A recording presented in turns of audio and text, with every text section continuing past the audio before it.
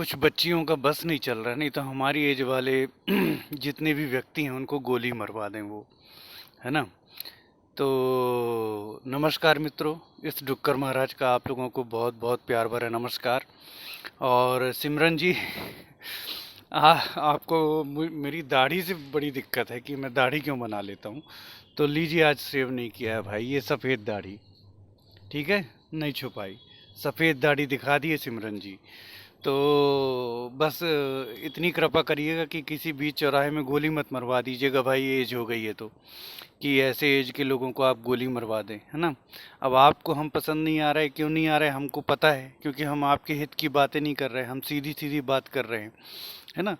बच्चों, एक चीज़ समझिएगा, 2020 रिजल्ट की हम मेंस रिजल्ट की मांग कर रहे हैं, क्योंकि रिजल्ट जो है वो 113% पर आया हुआ है, ठीक है ना। 113% पर है, तो हमारा कहना ये है कि उस पर जो है वो रिवाइज्ड के बहुत कम चांसेज हैं, जो मैं आपको सही बता रहा हूँ। देखिए, 2019 वालों को भी मैंने बिल्कुल सही सलाह दी थी, वो लोग रीमेंस के चक्कर में फंस गए थे, मैंने उनको एडिशनल मेंस की सलाह दी थी। उसमें रोस्टर लगा हुआ था, उसमें मेरिटोरियस इशू था, उसमें कट ऑफ इशू था, बहुत कुछ चीज़ें थी। पर 2020 का रिजल्ट एकदम साफ सुथरा है, ऑलरेडी 113% पर है, कोई कट ऑफ इश्यू नहीं है। तो यहाँ रिवाइज्ड रिजल्ट के चांसेस बहुत कम बन रहे हैं। तो क्या गलत इन्फॉर्मेशन दें आपको? मेंस रिजल्ट के चांसेस बन रहे हैं। आयोग भी बार बार मेंस रिजल्ट की बोल चुका है, तो मेंस का ही रिजल्ट आना चाहिए, है ना। इसलिए मैं कह रहा हूँ 90% चांसेस मेंस रिजल्ट आने के हैं, लेकिन कहीं भी मैं ये नहीं कह रहा हूँ कि किसी का हक मारा जाए। यदि किसी भी तरह से ऐसा होता है कि कुछ हकदार बच्चे हैं और उनका सिलेक्शन नहीं हुआ, तो मैं हमेशा इस फेवर में रहा हूँ कि उनका सिलेक्शन होना चाहिए। और 10% चांसेस हैं रिवाइज रिजल्ट के, अगर आता है तो मुझे उससे कोई समस्या नहीं है, ठीक है ना। एडिशनल वालों से कभी समस्या नहीं रही। बस वो रीमेंस ना करें, क्योंकि जिन्होंने दिया हुआ है उनकी मेहनत भी खराब ना हो और कोई हकदार बच्चा भी बाहर ना हो। मेरी हमेशा से यही जो है वो कोशिश रही है।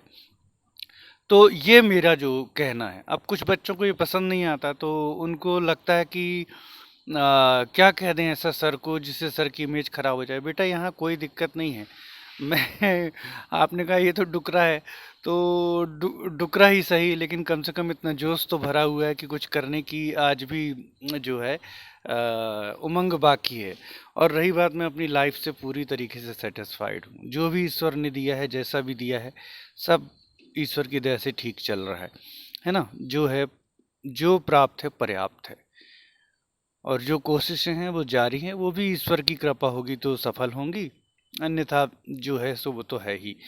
तो सिमरन जी, देख लीजिए डुकरे को, आपको डुकरा डुकरा देखने का बहुत मन था, तो देख लीजिए आज मैंने सेव नहीं किया। ये सफ़ेद दाढ़ी। और एक हमारी बच्ची है कोई दुबे जी, उनने कहा था कि सर आप तो ना ही आए तो बेहतर है आंदोलन में। 6 महीने से प्रयास किया बेटा, एक एक बच्चे जोड़ा है, पर शायद आपकी बात सच प्रतीत होती हुई नजर आ रही है। तो बच्चों, एक चीज़ और कहनी थी। मैंने आपसे प्रॉमिस किया था जब भी आंदोलन होगा मैं सबसे आगे रहूंगा और सबसे पहले मैं खड़ा होऊंगा। तो 5 दिसंबर को मैंने ये चीज़ जो है करके दिखा दी। 5 दिसंबर को मैं आंदोलन में आया था, और हम 20 बच्चे थे और इतना बड़ा पुलिस बल तैनात था, लेकिन हम लोग टस से मस नहीं हुए। 5 घंटे हम वहाँ खड़े रहे, ठीक है ना। 3 मांगे भी पूरी हो गई, लेकिन जो 2020 के रिजल्ट की मांग थी वो पूरी नहीं हो पाई, ठीक है। और उसके लिए फिर से आंदोलन करना पड़ा। इस बार के लिए मैंने कहा था कि जावेद भाई अगर आएंगे तो मेरी फिर आवश्यकता नहीं है। इस बार आना मेरा बहुत दिक्कत वाली बात है, क्योंकि बार बार इस तरह से पॉसिबल नहीं हो पाता है। तो जावेद भाई जी ने कमान संभाल ली है। हमारे शैलेंद्र सर शेर भी खड़े हो गए हैं। हमारे इंदौर के भी 5-6 बच्चे जो शेर खड़े हुए हैं, है ना।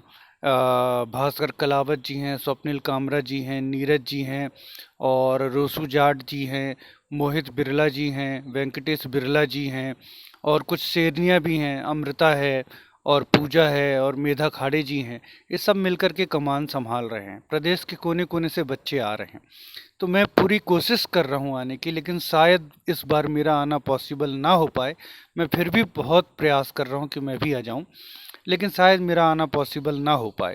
तो कहीं भी कोई ये नहीं कहेगा कि आपने धोखा दिया। मैं शुरू से कहता आ रहा था कि मैं इस बार के आंदोलन में नहीं आऊँगा, लेकिन आप लोगों ने इतना प्रेशर डाला कि मैं फिर कहने लगा कि चलिए मैं पूरी कोशिश कर रहा हूँ, और वास्तविक रूप से भी कोशिश कर रहा हूँ आने की।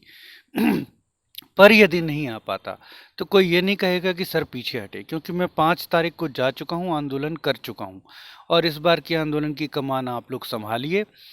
रिजल्ट आ जाता है, कोई एक विश्वसनीय आश्वासन मिल जाता है आयोग की तरफ से, बहुत अच्छा। नहीं, 1 महीने बाद फिर से आंदोलन की ज़रूरत पड़ेगी और उसमें मैं जाऊंगा। और आपको मालूम है, जब मैं जाता हूँ आंदोलन के लिए तो मैं ये नहीं देखता कितने बच्चे आ रहे हैं कितने बच्चे नहीं आ रहे। 4 बच्चे भी हैं तो 4 बच्चों के साथ आंदोलन में खड़ा हो जाता हूँ और 5-5 6-6 घंटे आयोग के बाहर खड़ा रहता हूँ, ठीक है ना।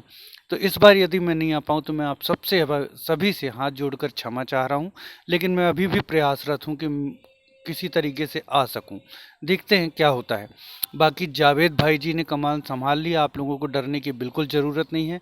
आप लोग जाइए। और हाँ, एक बहुत विशेष बात, मैंने अपने हर वीडियो में कहा है कि मैं शांतिपूर्ण और संवैधानिक तरीकों से किए जा रहे आंदोलन के पक्ष में हूँ। आप लोगों को बिल्कुल शांतिपूर्ण और संवैधानिक तरीके से आंदोलन करना है और कोई भी ऐसी चीज़ नहीं करना है जो संवैधानिकता के दायरे से बाहर हो। शांतिपूर्ण आंदोलन को मेरा पूरा समर्थन है। जो बच्चे जा रहे हैं, अगर कहीं भी वो इस तरह की कोई चीज़ करते हैं जिससे उपद्रव होता है या कोई भी कानून का उल्लंघन होता है, तो उसके लिए वो स्वतः जवाबदार होंगे। मैं कहीं भी किसी भी बच्चे को ऐसी प्रेरणा नहीं देता हूँ।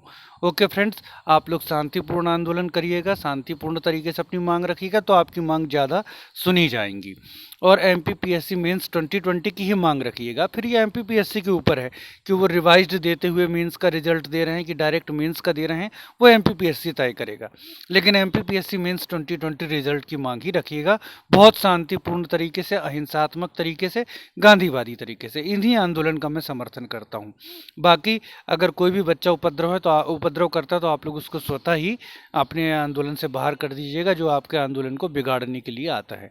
ऐसी मेरी आप लोगों से विनती है। ठीक है बेटा।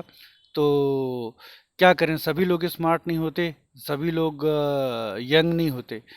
यदि यंग बच्चे ही आगे आ जाएं तो हम जैसे बुजुर्ग लोगों को क्यों ये वीडियोस बनाने पड़े, है ना। कुछ बच्चियों को यंग चेहरे देखने की आदत है, उन लोगों को बर्दाश्त नहीं होते हम जैसे लोग जो इस एज पर आ गए हैं। लेकिन क्या करें बेटा, मजबूरी है। जब यंग बच्चे आगे नहीं आते तो हम लोगों को आगे आकर के वीडियोस जो है वो बनाने पड़ते हैं। तो सिमरन जी, दाढ़ी देख ली आपने। आज मैंने दाढ़ी नहीं बनाई ताकि आपको कष्ट ना हो, आपको मेरी दाढ़ी देखनी थी। ये देखो बेटा, सफ़ेद दाढ़ी, ठीक है ना। तो उम्मीद है अब आपको प्रसन्नता हो गई होगी, आपके दिल में सुकून आ गया होगा। और जो दुबे जी जो बच्ची थी जो कह रही थी कि आप ना आओ, तो बेटा शायद आपकी वाड़ी लग रही है, मैं इस बार शायद आंदोलन में ना आ पाऊँ, है ना। और राहुल जी को ये बातें बहुत बुरी लगती हैं जो मैं कहता हूँ, है ना। तो राहुल जी, क्षमा प्रार्थी हूँ। सभी के इंटरेस्ट में बातें नहीं कह सकता हूँ और ऐसा नहीं कर सकता हूँ, इतनी भगवान ने मेरे को अपार शक्ति नहीं दी है कि ऐसी बातें करूं जो सभी को पसंद आए। ठीक है ना। ओके फ्रेंड्स, शांतिपूर्ण आंदोलन कीजिए। Thanks for watching.